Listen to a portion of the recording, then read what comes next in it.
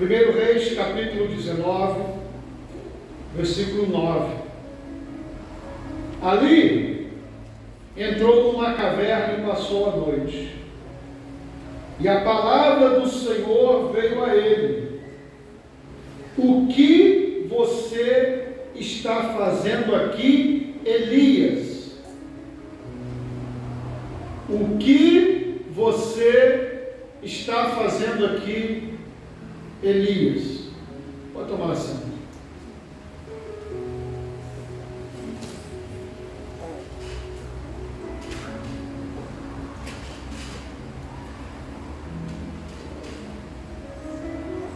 Quando nós olhamos para o Antigo Testamento, nós devemos sempre lembrar que o Antigo Testamento está apontando para o Novo. São muitas sombras daquilo que haveria de vir, são muitos simbolismos, muitas tipificações, e eu consigo ver em parte da vida do profeta Elias a saga da igreja. Ao longo da explanação desse texto, você vai entender o que eu quero dizer com isso.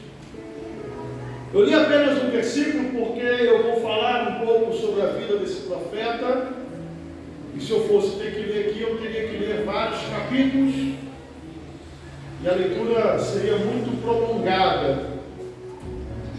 Mas você leia, quando você estiver em casa, leia a história do profeta Elias, medite, e você vê quão extraordinário foi a história da vida desse profeta.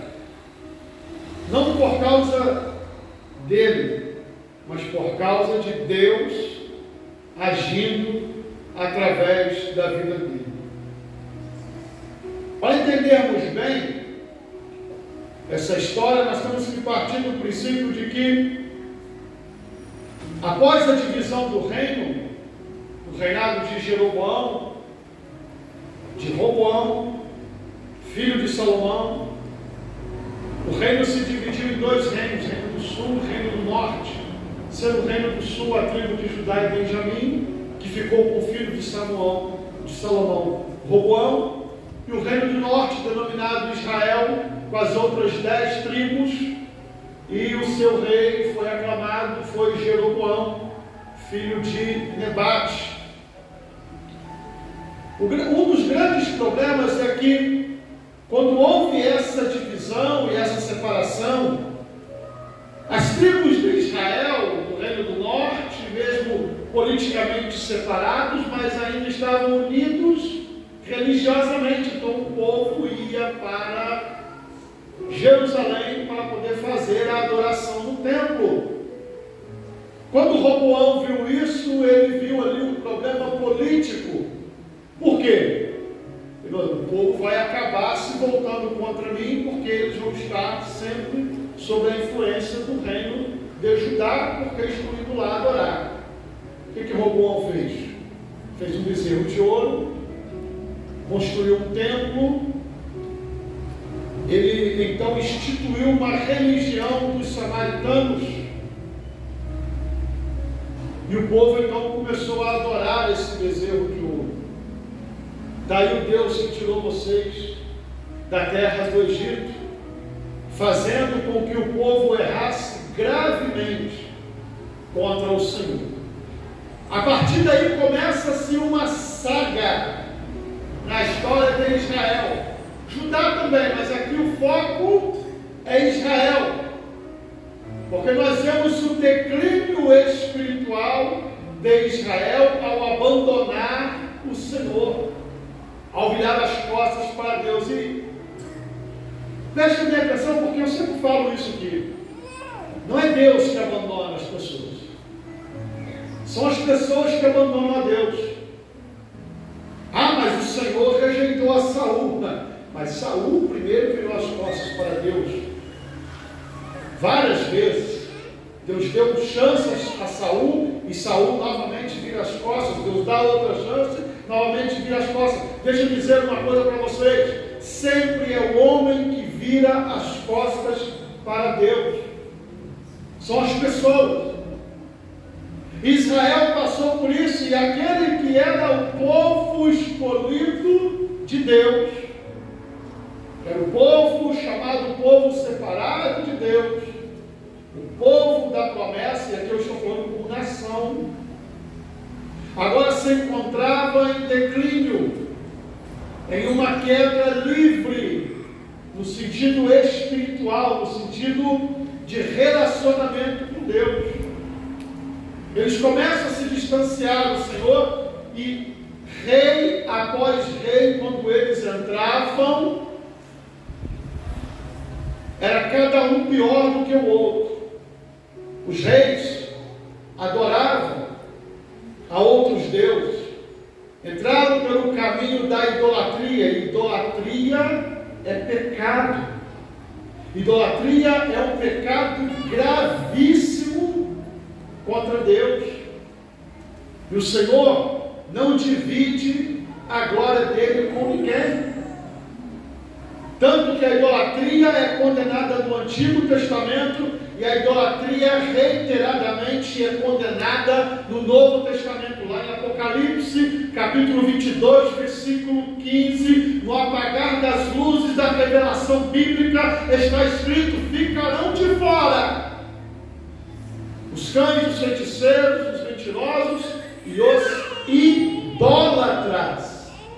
Ficarão de fora. Deus abomina a idolatria. Rei após rei agora induzem o povo a pecar. E aqui tem uma coisa que me chama a atenção: a importância da liderança. Quando você tem um líder em uma nação, e esse líder é um homem de Deus, e nós vimos que no reino de Judá, por diversas vezes acontecia isso. Aparecia um rei que era ímpio, a mão de Deus pesava contra Judá, mas logo vinha um rei que temia ao Senhor e promovia um avivamento. E o povo então retornava ao Senhor e buscava ao Senhor. É a importância de se ter na frente da nação um líder espiritual que seja temente a Deus. Quando Israel perdeu isso, eles então declinaram.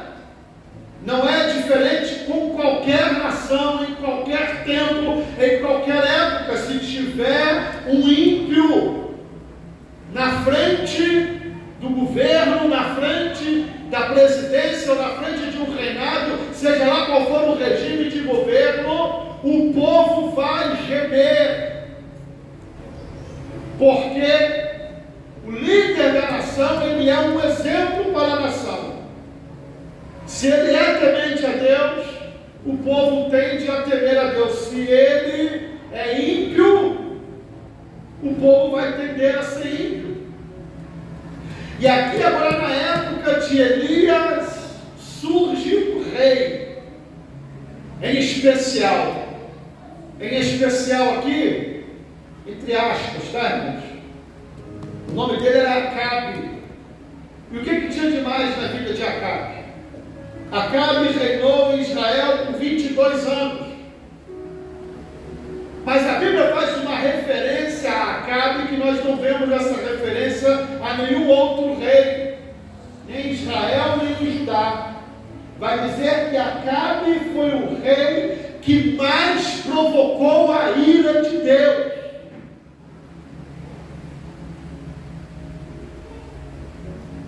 Acabe foi o rei que mais provocou a ira de Deus. O que Acabe fez?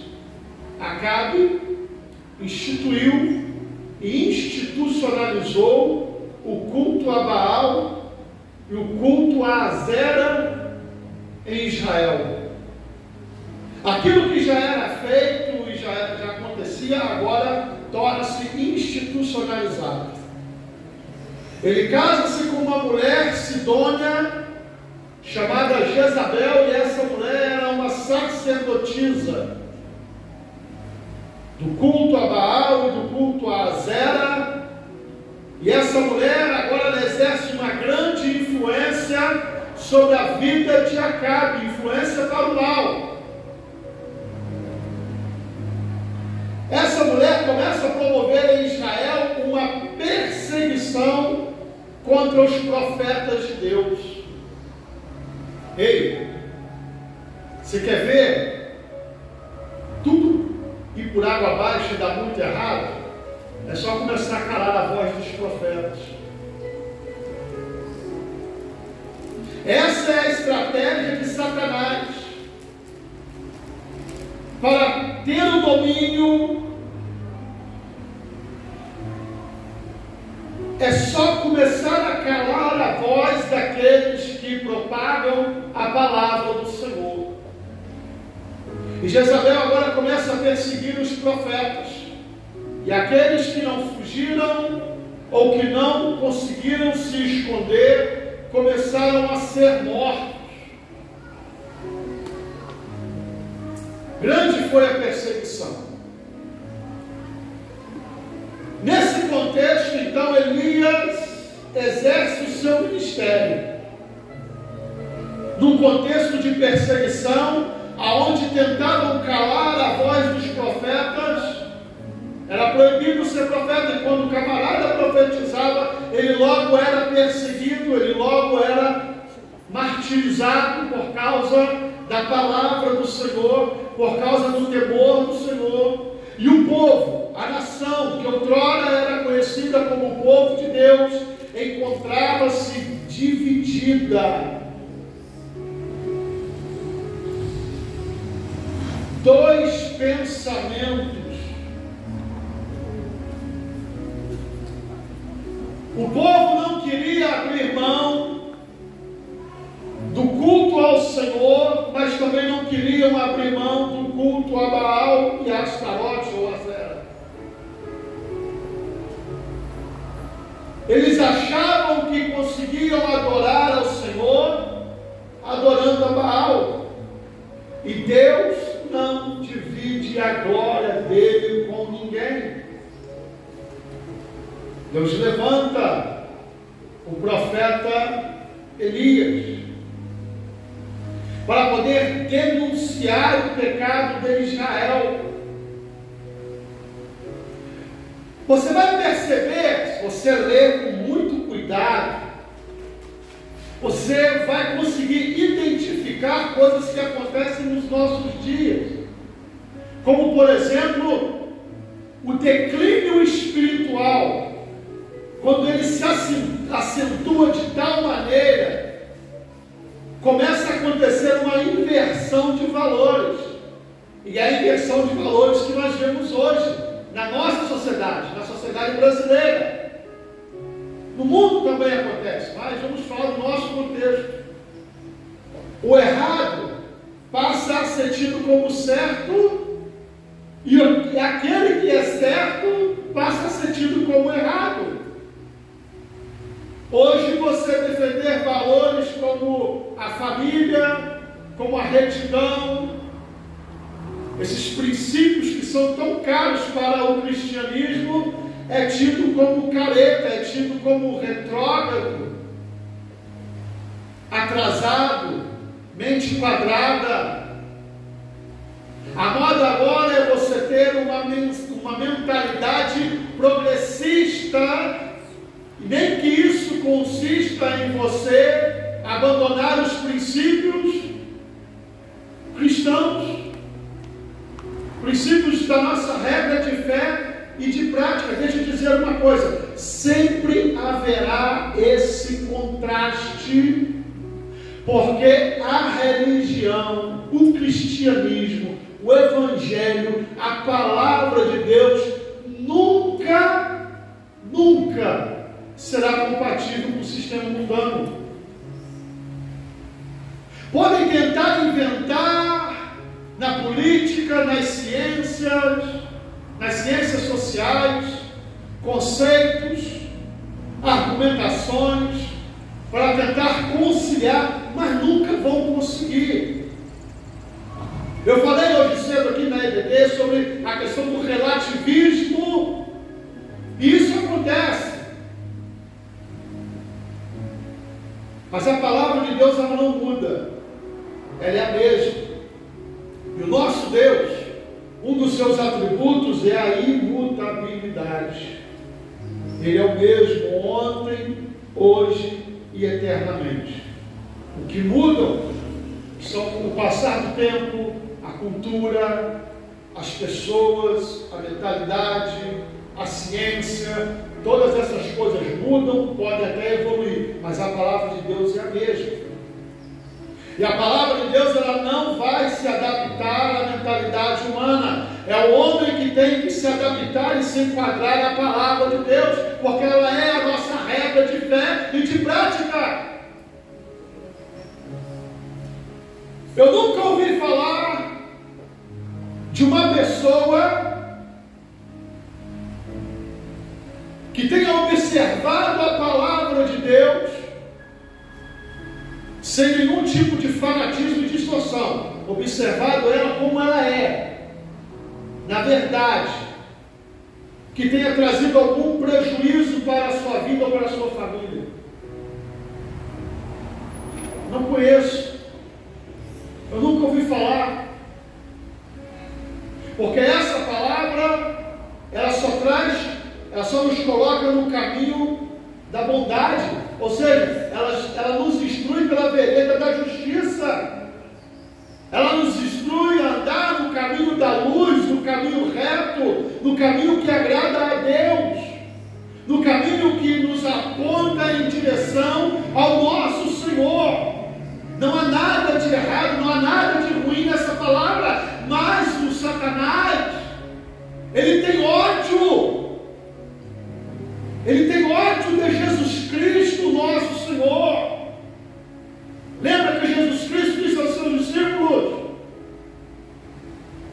Na verdade, ele fez uma oração, e nessa oração ele disse: Pai, eu dei a eles a tua palavra, e o mundo os odiou. Coloque isso na mente de vocês. O mundo, o sistema mundano, odeia a palavra de Deus. Porque a palavra de Deus, ela contrasta com o sistema mundano. Nós vemos na época de Elias isso acontecendo. A perseguição aos profetas, ou seja, a primeira coisa, vamos calar os profetas. Vocês vão ver que uma das indagações de Elias era justamente essa, sobre os profetas que se corromperam, que se venderam e foram agora ser participantes da mesa de Jezabel. Sabe o que isso significava?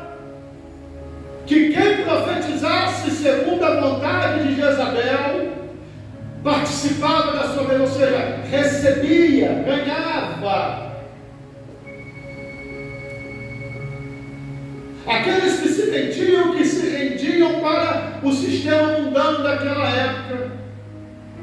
Será que isso acontece hoje?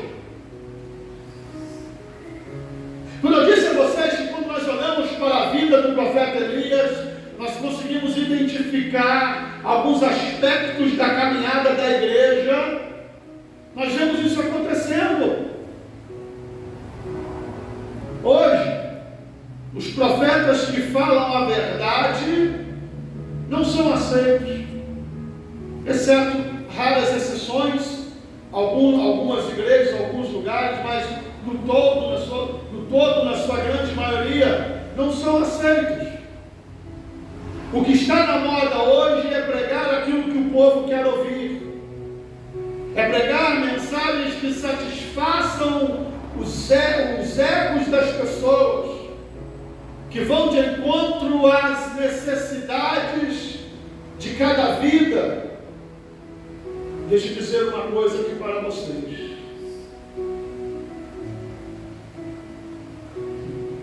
O que as pessoas não entendem é que a mensagem da palavra de Deus, ela é uma mensagem de impacto. se a palavra de Deus ela não causar um impacto em nós, tem algo errado. Se a palavra de Deus ela não me confrontar, tem algo de errado. Por quê? Porque por natureza nós somos maus. E a palavra de Deus ela é boa porque o nosso Deus ele é bom. E essa palavra então vai contrastar conosco. Elias era um profeta em sua época e ele começou a ver então os seus amigos profetas, aqueles que eram fiéis a Deus, morrendo, sendo martirizados por causa da pregação. Uma grande perseguição iniciou-se em Israel, a ponto de um profeta achar que todos os profetas haviam sido mortos. Ele mesmo faz essa indagação a Deus. Mataram todos os profetas e só eu fiquei. O povo abandonou o Senhor, estão seguindo a Baal, estão seguindo a Astarote. Ninguém mais serve ao Senhor, só eu fiquei. Antes de eu continuar aqui, eu preciso de voltar um pouquinho. Elias vira para Acabe e fala para ele: não vai chover, só vai voltar a chover segundo a minha palavra. Algumas pessoas querem dar crédito ao profeta. O profeta não tem poder de fazer nada. O que existia era um homem que tinha relacionamento com Deus e que conhecia e sabia o nível do seu relacionamento com Deus. Era isso. Não vai chover. Durante 3 anos não houve chuva em Israel, na região. Uma grande fome se abateu. A palavra do Senhor vai para Elias e diz assim: vai lá para o riacho e você bebe daquela água e eu vou enviar corvos para poder te alimentar. Pense nessa situação. Ele agora foge, se esconde e fica ali até a água do riacho secar, porque houve uma grande seca. A água do riacho secou. A palavra do Senhor diz para ele: agora vai, sai. E ele vai para a região da Fenícia. E ele então encontra uma mulher viúva. Contra todas as possibilidades. Uma mulher viúva naquela época era uma pessoa completamente desprovida. Era uma pessoa que não podia ajudar ninguém, que precisava de ajuda, precisava de socorro. E agora o profeta chega até ela, uma mulher de uma região chamada Sarepta. Ele chega com muita sede, cansado, a mulher está recolhendo gravetos, e ele diz para ela: me dá água. E ela vai para poder pegar a água e ele diz assim: traz também para mim um pedaço de pão. E ela vai dizer ao profeta: eu só tenho um pouquinho de farinha e um restinho de azeite. Eu estou aqui colhendo lenha para me cozinhar pela última vez, para que o meu filho e eu venhamos a comer e depois nós vamos morrer. E Elias virou para ela e disse assim: ouve a palavra do Senhor. Enquanto não chover, não vai faltar farinha e não vai faltar azeite. Mas primeiro, você tem que fazer para mim. Enquanto lá em Israel o povo estava dando as costas para Deus, abandonando ao Senhor, agora eles está falando com uma mulher estrangeira, e essa mulher creu no Senhor, creu na palavra do Senhor, e a Bíblia vai dizer que enquanto não choveu, milagrosamente, não acabou a farinha e não acabou o azeite. Sabe o que é isso? Todo dia ela ia lá no pote, tirava a farinha, cozinhava, fazia o que tinha de fazer. No outro dia ela voltava, tirava a farinha de novo, o azeite, cozinhava. No outro dia ela ia de novo, estava lá no mesmo nível, não acabava. Glórias a Deus!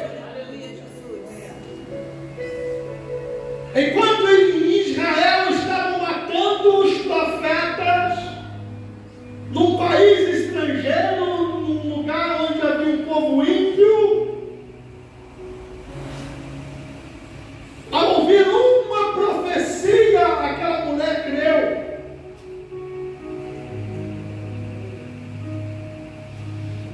Pensem bem, e o povo de Deus que tinham acesso aos profetas, tinham acesso à lei, tinham acesso aos sacerdotes, tinham acesso à religião, estavam dando as costas para Deus. Aquela mulher creu por causa de uma única profecia. Elias ficou na casa dessa mulher. Vão dizer que a mulher sustentou Elias. Não, Deus sustentou a mulher, o filho dela, a família dela e o profeta. Foi Deus que sustentou, não foi a mulher. Foi Deus. O milagre veio do Senhor. Um dia, o filho da mulher adoece e morre. E a mulher que já estava temendo a Deus disse para ele: tu és um santo profeta de Deus. Eu sou uma mulher pecadora. E ela então se sentiu o quê? O peso dos meus pecados agora estão sendo cobrados por Deus, e Deus matou o meu filho. Elias falou: espera aí. Mais uma vez, Elias não tinha poder. Elias sabia o nível do relacionamento que ele tinha com Deus.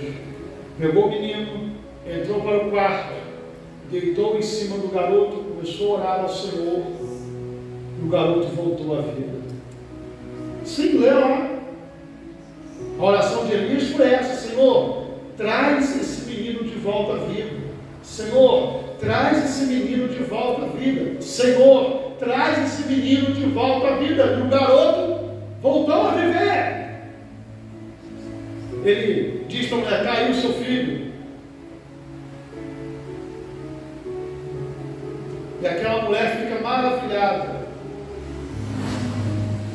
com o poder de Deus na vida dela. Deixa eu te dizer uma coisa: enquanto em Israel, no meio do povo de Deus, rejeitavam a palavra, rejeitavam a profecia, num país estrangeiro, no meio de uma mulher, no meio de um povo estrangeiro, de um povo ímpio, uma mulher crê na palavra do Senhor. Chega o momento de Elias voltar, e agora Elias está sendo procurado.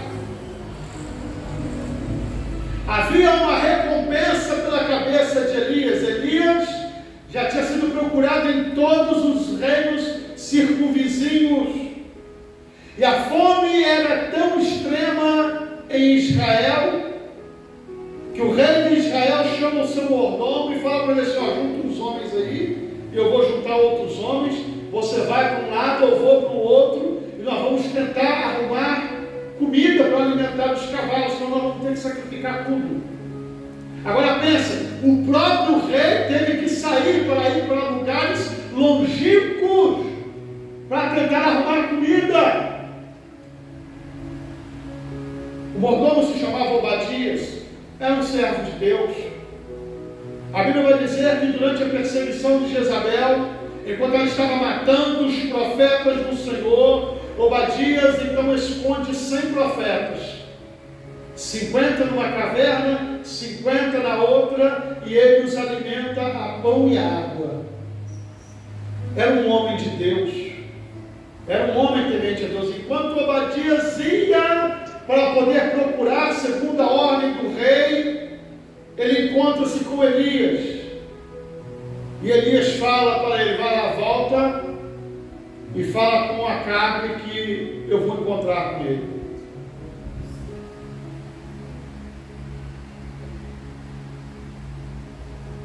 Marcou-se um encontro,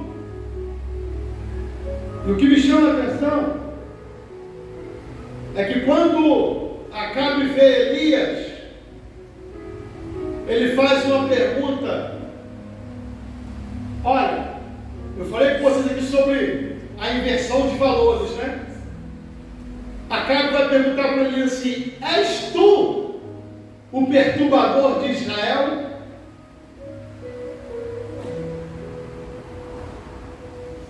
És tu o perturbador de Israel? Lembra que eu falei com vocês anteriormente aqui sobre a inversão de valores? Ou seja, o perturbador de Israel não é o rei e a sua família, não é a sua mulher com os seus profetas idólatras, com todos aqueles que se corromperam, com o povo que estava dando as costas para Deus. Não, o perturbador de Israel era o homem de Deus, era o profeta, aquele que tinha uma vida íntegra na presença do Senhor, aquele que tinha a palavra do Senhor em seus lábios. Inversão de valores. Mas Elias deu a resposta na ponta da língua: perturbador é você e a tua casa, porque vocês abandonaram o Senhor e levaram a nação a abandonar o Senhor. Mas deixa eu te falar uma coisa: reúne todo mundo lá no Monte Carmelo, chama aí os 400 profetas de Baal, os 450 profetas de Astarote ou Azera, reúne o povo e vamos fazer um desafio lá no monte. Irmãos, até ali Elias estava sozinho. A vida de um homem de Deus, em algumas circunstâncias, ela vai colocar ele nessa situação, sozinho. Ele vai olhar para um lado, ele vai olhar para o outro, ele não vai ver ninguém. Ele só vai ver uma companhia quando ele olhar para o céu. Elias estava sozinho ali naquele desafio, como profeta, só ele ali. Os profetas de Baal e Astarote compareceram. Elias falou para ele assim: vamos sacrificar, construam aí um altar, coloquem a oferenda em cima, porém ninguém vai atirar fogo não, nós vamos clamar. O Deus que responder com fogo, esse será reconhecido o verdadeiro Deus em Israel. Eu não sei como que os profetas de Baal receberam esse desafio, mas o povo diz assim: essa palavra é boa. Porque em última análise o povo gosta de uma confusão. O povo adora ver o circo pegar fogo. O povo adora ver o pau quebrando. Ou gostamos disso aí. Beleza, faz. A Bíblia vai dizer que desde a manhã até o meio-dia, os profetas de Baal ficaram clamando. E não havia nenhuma resposta.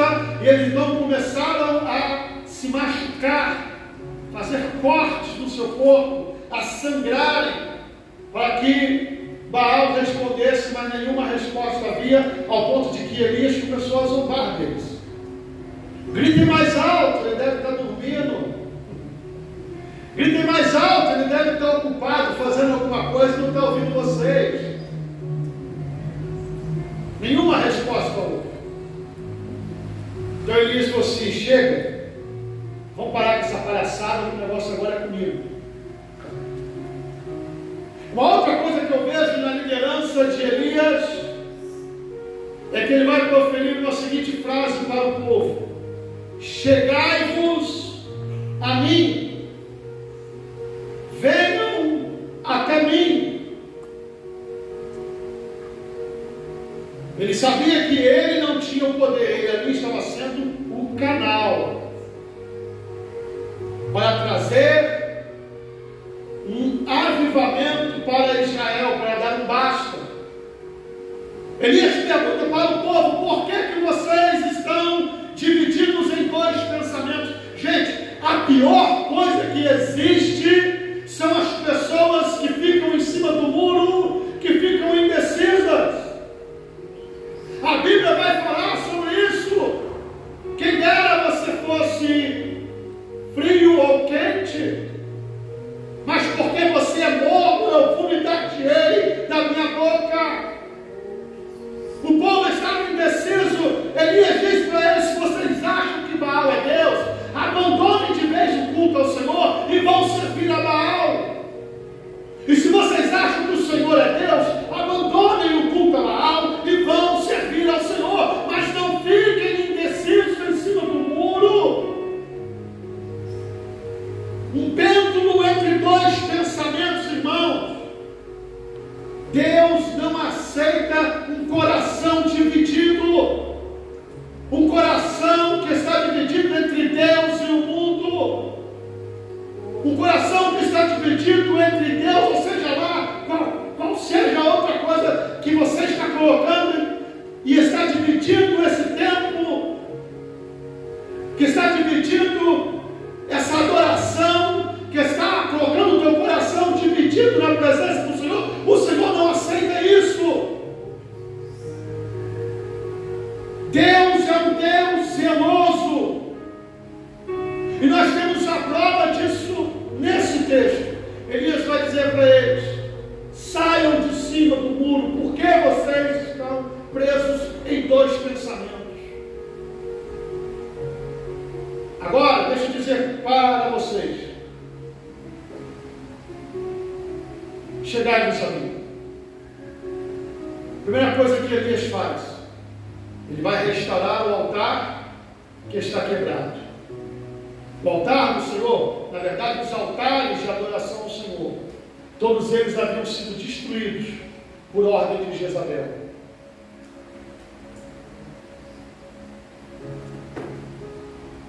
Tem muitos lugares por aí que a adoração está sendo feita num altar quebrado. Deus não aceita esse tipo de adoração. Quando o povo está longe da presença de Deus, a adoração está sendo feita no altar quebrado. Deus não aceita isso. Elias repara o altar do Senhor. Com simbolismo, ele usa 12 pedras, simbolizando as 12 tribos de Israel, uma referência ao pacto de Deus com Abraão.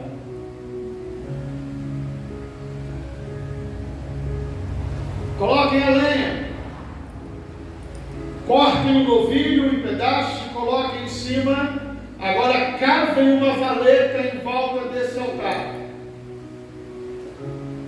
E agora, Elias, agora peguem 4 cântaros de água e joguem no altar. Jogamos, Elias.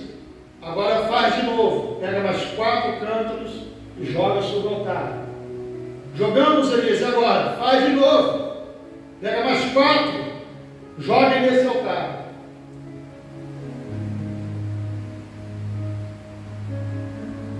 A Bíblia vai dizer que o altar ficou tão encharcado que aquela vala que foi feita em volta do altar ficou cheia de água.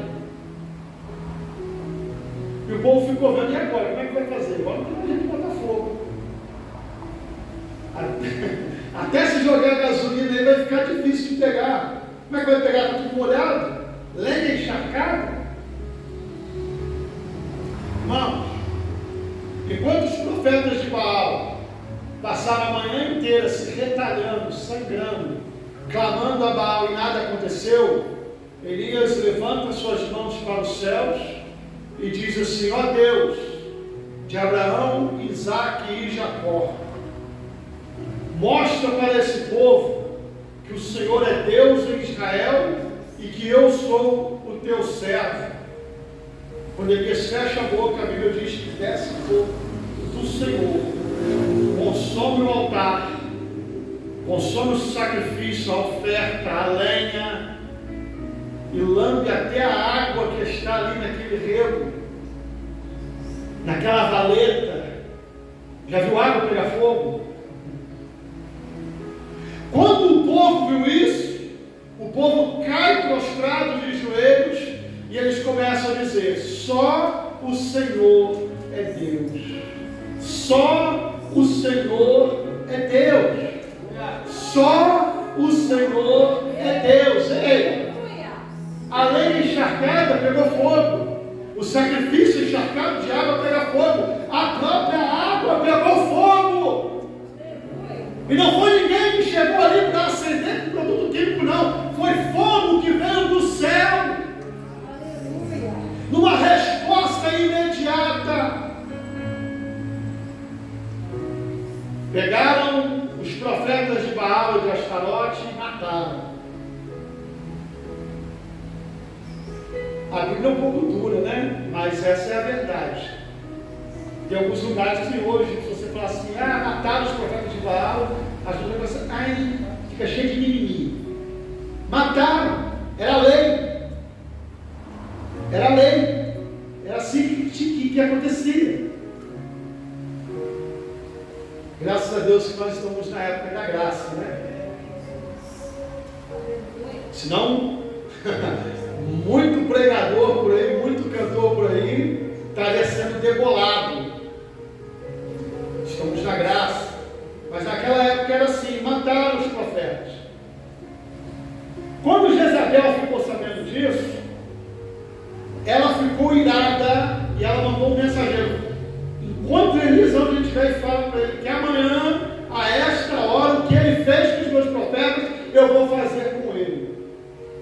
E acontece uma coisa que às vezes nós não entendemos muito bem. Elias teve medo. Olha, o homem que aparece diante de um rei, desafia o rei. O homem que desafia em público 850 profetas de deuses idólatras. O homem que promove esse avivamento e essa volta do povo para o Senhor naquele momento. Ao ouvir a ameaça de uma mulher, agora ele teme. Quem explica isso? E ele foge. A Bíblia vai dizer que ele foge, vai para o deserto, caminha um dia inteiro, perde as suas forças, ele encontra ali um arbusto, uma árvore, deita debaixo daquele arbusto e ora ao Senhor, e diz ao Senhor: para mim chega, já deu, tira a minha vida. Provavelmente Elias talvez tivesse imaginado que haveria uma conversão em massa em Israel. Mas quando ele recebe a notícia de que amanhã ele estaria morto, talvez isso tenha abalado o profeta, agora como um homem. Talvez isso tenha abalado ele.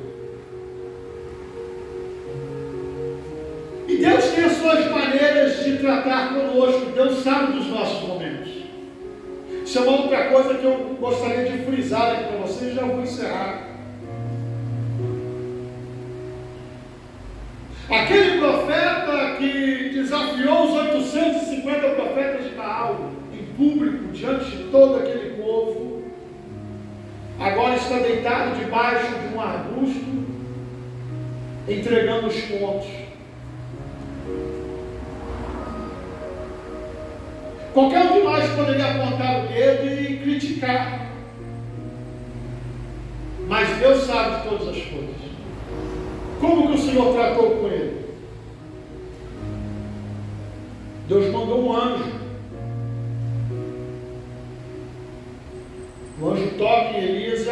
dele. Quando Elias se levanta, tem um jarro de água e tem um pão assado na brasa. Elias bebe, come e dorme de novo. E Deus cuidando disso tudo. Sabe por quê? Há momentos que Deus sabe que nós precisamos de repousar.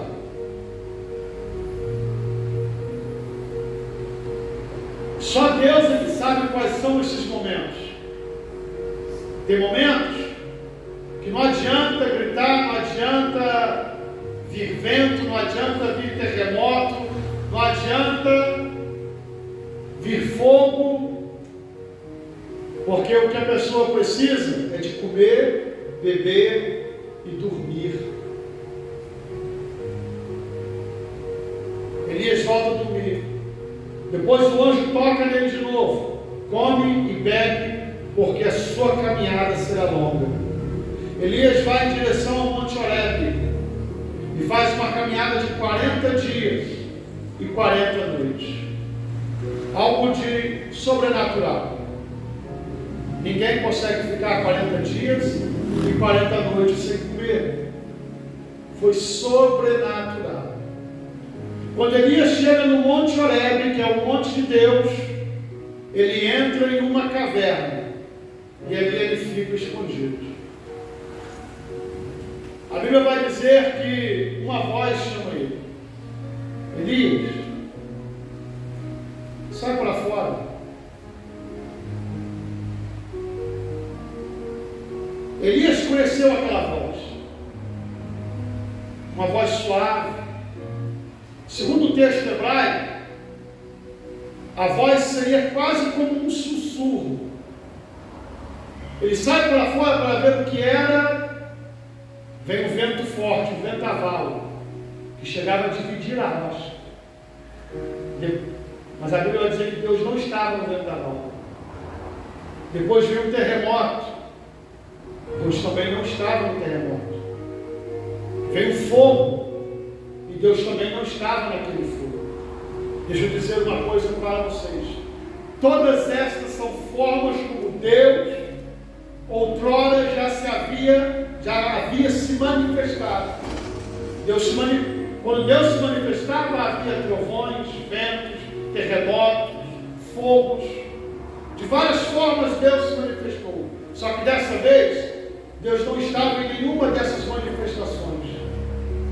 Depois que tudo isso passou, Elias ouviu uma voz mansa e uma voz suave. E agora eu chego no texto que eu li com vocês. O que você está fazendo aqui, Elias? É claro que a pergunta é retórica. Deus sabe de todas as coisas. Mas Deus, como sendo o maior psicólogo de todos os tempos, o maior psicanalista de todos os tempos, queria fazer ele falar. Elias, o que você está fazendo aqui? E Elias então começa a queixar-se com o Senhor. Mataram os profetas. O povo virou as costas para o Senhor, abandonou o culto. Estão abandonando, já abandonaram o culto, deixaram o Senhor, mataram os profetas. Só sobrou eu. E eu tenho sido zeloso pelo Senhor, tenho sido zeloso pela pregação da sua palavra, e eu fiquei sozinho. E agora estão buscando me matar também. O Senhor diz para ele: aí esse é o problema, Elias? Deixa eu te falar uma coisa. Não ficou só você. Ainda tem 7.000 que não dobraram os seus joelhos diante de Baal e que nem beijaram as suas imagens. Ainda tem um remanescente fiel no meio de todo aquele povo, de todo aquele pecado, de todo aquele lamaçal de imundice, de toda aquela idolatria, de toda aquela devassidão. No meio daquele povo tem 7.000 diante de Baal que permaneceram fiéis a mim, Elias. Ainda tem 7.000. Quando nós olhamos para essa sociedade corrompida, mundana, aonde os valores estão sendo invertidos, aonde há até mesmo igrejas que já se encontram alinhadas com o pensamento mundano, deixa eu dizer uma coisa para você: sempre houve, sempre haverá um remanescente fiel, aqueles que não vão se dobrar à cultura mundana, aqueles que não vão se render a Baal, aqueles que não vão aceitar as ofertas de Jezabel, aqueles que não vão se assentar à mesa de Jezabel, aqueles que permanecerão fiéis a Deus, nem que isso signifique que precisem perder a própria vida, porque amam a Deus, amam a sua palavra, e eles estão separados pelo próprio Senhor. O Senhor é quem separa os seus fiéis, o Senhor é quem preserva o seu remanescente, e enquanto aparentemente parece que tudo está perdido, o Senhor vai dizer: não, ainda há 7.000. Agora, Elias, você veio, né? É esse o problema. Eu estou te curando. Volta lá. Ah, mas ele vai matar. Não vai matar, não. Volta lá. Você ainda tem que ungir reis. Você ainda tem que ungir profetas. Você ainda tem que operar milagres. E no final de tudo, Elias, eu vou recolher você e eu vou trazer você para mim. Vocês sabiam que assim como Enoque, Elias é um representante no Antigo Testamento do arrebatamento da igreja, é um simbolismo. A Bíblia diz que Enoque andou com Deus, que Deus se agradou tanto Deus que Deus para si o tomou, ninguém mais o viu. Elias, Deus fala para ele: vai lá, faz o que você tem que fazer, e depois eu vou trazer você para mim. Igreja, vamos cumprir a ordem do Senhor. Vamos cumprir a palavra de Deus à risca, custe o que custar. Ainda que todo o mundo esteja se corrompendo, ainda que seja a moda o pensamento progressista, ainda que seja a moda achar que a Bíblia precisa ser atualizada, nós temos que permanecer fiéis a Deus e a sua palavra, estar na contramão deste mundo. A igreja, a vida do profeta Elias, em muitos aspectos se assemelha à caminhada da igreja. Quantas vezes tentaram calar a voz dos profetas, a voz dos pregadores, e ainda hoje tentam calar, até mesmo através de martírio, tentam calar, perseguem os cristãos, perseguem a igreja de todas as formas, perseguem a nossa cultura e o nosso estilo de vida, que é um estilo de servir a Deus, adorar a Deus e de viver uma vida para a glória do Senhor. Eles não entendem, eles não aceitam, isso incomoda o mundo, eles perseguem o nosso estilo de vida, eles não aceitam. As coisas só estão piorando, dias sombrios estão vindo por aí, e nós temos que estar preparados. Temos que estar preparados. A nossa fidelidade a Deus tem que estar acima de todas as coisas. Algo na vida de Elias nos chama a atenção. Ele tinha um relacionamento íntimo com o Senhor. Ele tinha um relacionamento íntimo com o Senhor. Nos momentos das adversidades, no momento da perseguição, nos piores momentos da nossa vida, se nós não tivermos um relacionamento íntimo com Deus, um relacionamento firmado em Deus, firmado na sua palavra, dificilmente nós iremos conseguir permanecer fiéis. É necessário que a igreja se desperte. Desperta, igreja! O mundo está se corrompendo. Aqueles que se dizem ser cristãos estão se corrompendo e estão trocando os valores do cristianismo para se assentarem à mesa política. E estão comendo a mesa de Jezabel para serem aceitos dentro de um pensamento progressista. Não, nós somos servos do Deus Altíssimo. Nós cremos no Deus de Abraão, de Isaac e de Israel. Nós cremos no Deus que enviou seu Filho Jesus Cristo para nos resgatar da condenação do inferno. E nós estamos esperando, assim como Elias foi levado ao céu, o Senhor voltará para poder buscar a sua igreja, uma igreja lavada e remida no sangue do Cordeiro. Aleluia! Desperta! Desperta, porque nós estamos vivendo os últimos dias. Nós estamos vivendo os últimos dias. Que o Espírito Santo de Deus possa continuar falando em cada coração. Que o Espírito de Deus possa estar falando ao coração da amada igreja. Quem tem ouvidos, ouça o que o Espírito diz. A igreja, Deus abençoe vocês.